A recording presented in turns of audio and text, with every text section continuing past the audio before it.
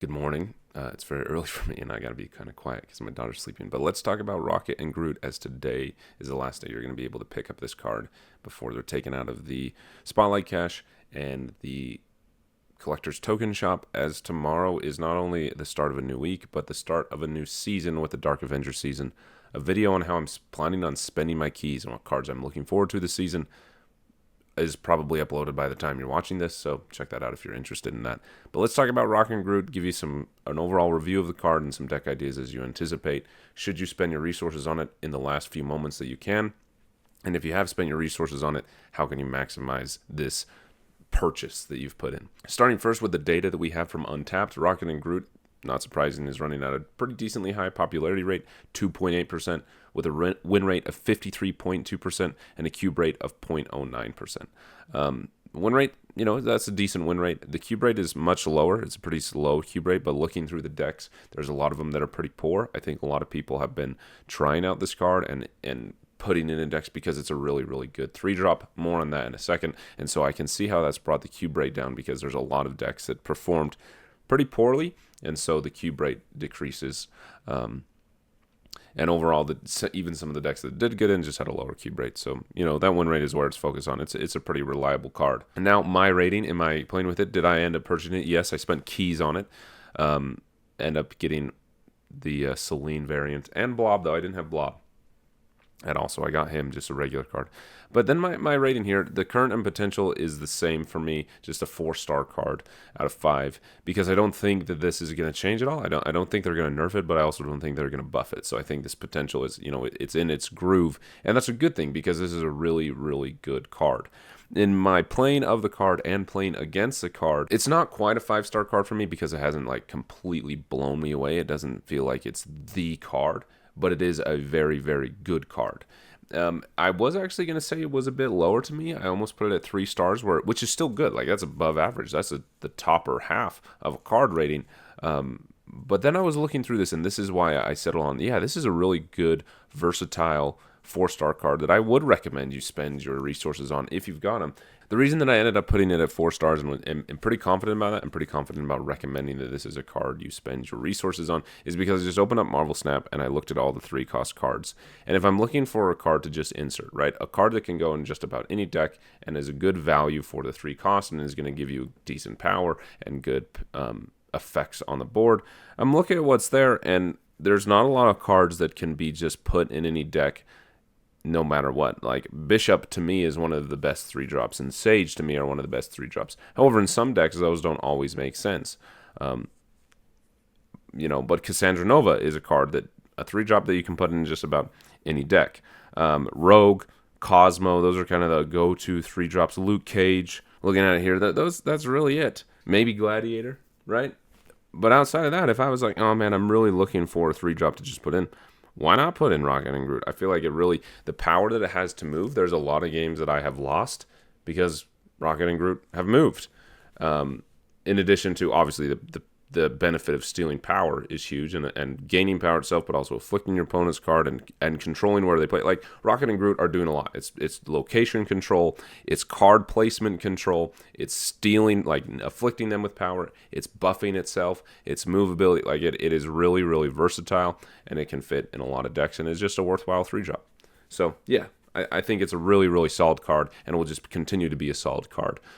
Even if it's not the most magical, game-busting, needs to be nerfed 5-star card, to me, it really is a 4-star card in the best way possible. A 4-star card is great.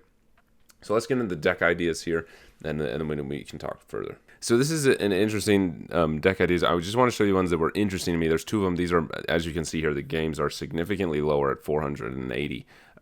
But they were decks that were interesting to me that I want to share, and then we'll get into the ones that are kind of proven decks with a decent amount of games, and you can have more trust in, so to speak. But this is an Agent Venom deck. These low-cost Agent Venom Thena Habit decks are decks that I love, and so this was cool for me to see. Pretty decent win rate and pretty decent cube rate.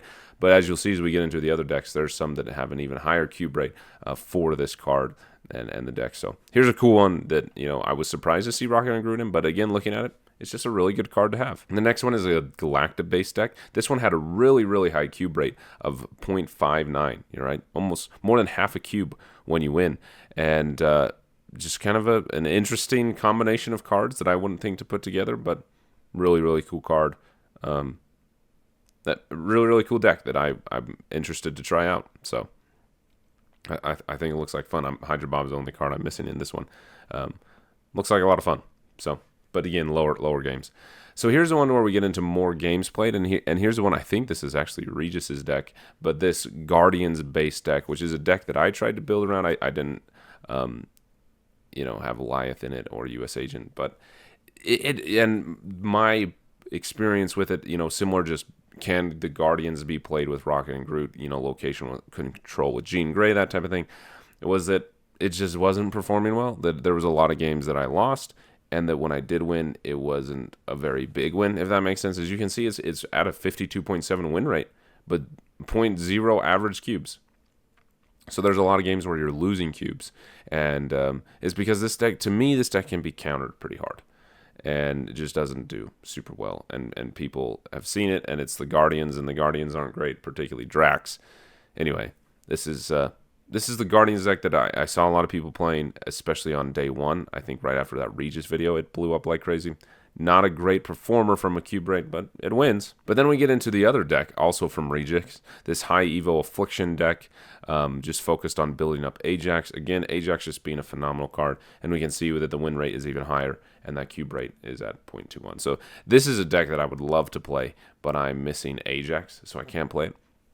However, if I were playing this deck, I would probably take out Lasher for a card like Havoc. It kind of depends how you want to play it. Lasher is a card that works. It depends.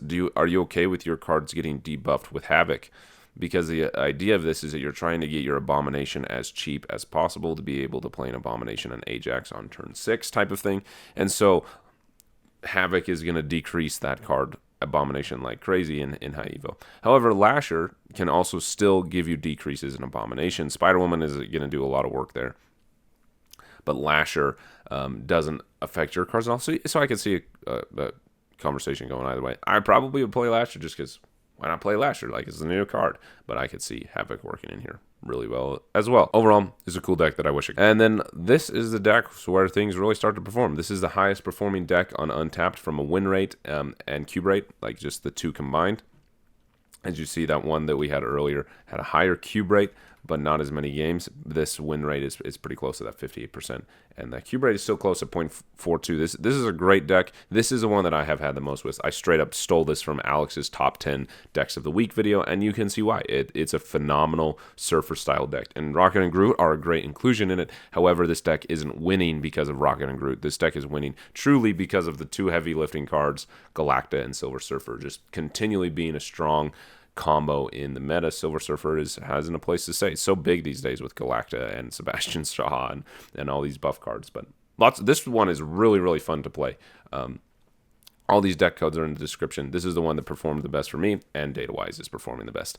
As far as my deck ideas, I would just go with this one. I don't have any deck ideas. All the ones that I ran were similar to like this Guardians one that did not perform well, and this Surfer one that did perform well. I had another deck that I called RNG Control, which I was so excited to make a video on because I thought the name was really clever, with Rocket and Groot being R and G, and then the typical RNG. So it was kind of a play on words, which I was excited about. It was focused on controlling where people are playing their cards without relying on Jean Grey. So using cards like Nebula and White Widow, those types of things, Negasonic, and then Rocket and Groot to just control where they're playing and to control that way. It was not great. It was actually quite frustrating to play. So I don't recommend it. I don't recommend any of the ideas that I had.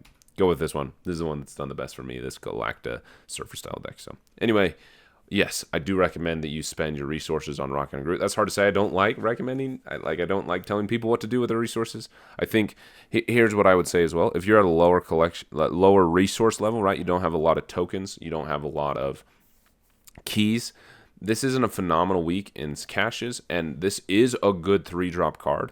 But there's other cards that I would prioritize over this, in my personal opinion, right? If you don't have Cassandra Nova, I would get Cassandra Nova over this. If you're missing a card like Sage, I would probably get Sage over this, again, according to my playstyle. So I could see that it's worth saving your tokens for to get other cards that aren't new cards in the Spotlight caches, right? It's not one of the newest cards. Arishem as an example, Thanos as an example, right? Save your 6,000 tokens for one of those cards because those seem like a bigger deal to me than Rocket and Groot. And you can save your keys because we've got some really good new cards coming out and some pretty good caches, despite what the other thumbnails may say.